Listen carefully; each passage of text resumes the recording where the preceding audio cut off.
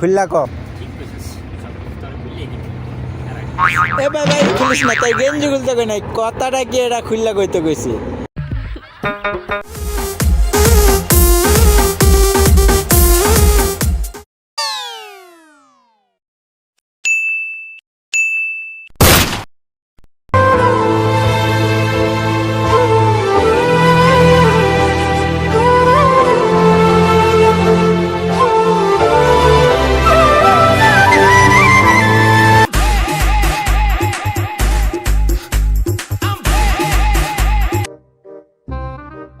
এ হালা রোদের ভিতরে আত্মাছে তো ডাকদা, এদিকে আয়।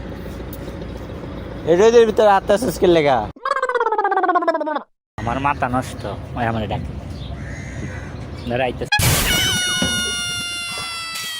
কিরে তুই রোদের ভিতরে আত্মাছিস কে লেগা?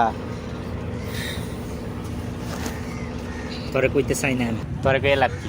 তুই কি শিখতে পারবি? হ্যাঁ, কি আমার কথা শুনতে আইসস? কি হয়েছে? সব কিন্তু খুললা তো কবি, আই হাইরা পাগলার মতো করা শুরু করছস। খুললা ক। ঠিক কইছিস, সব তোরে বললেই দিবি।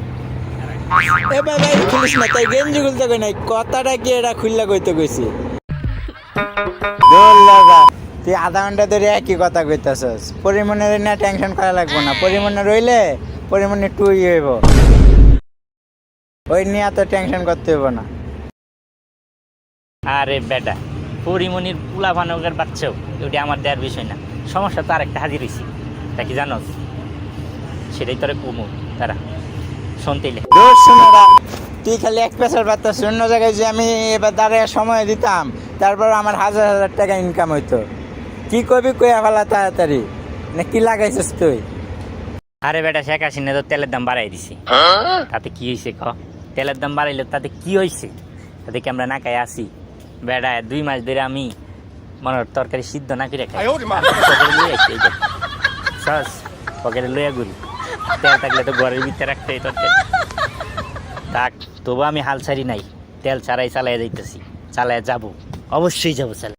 এই কথাও না, পরিমাণের কথাও না, তুই আর তেলের কথা লে। হাই রে, এরকম সময় যদি আমি মনে দিতাম এর থেকে কত তেল পাইতাম। জায়গা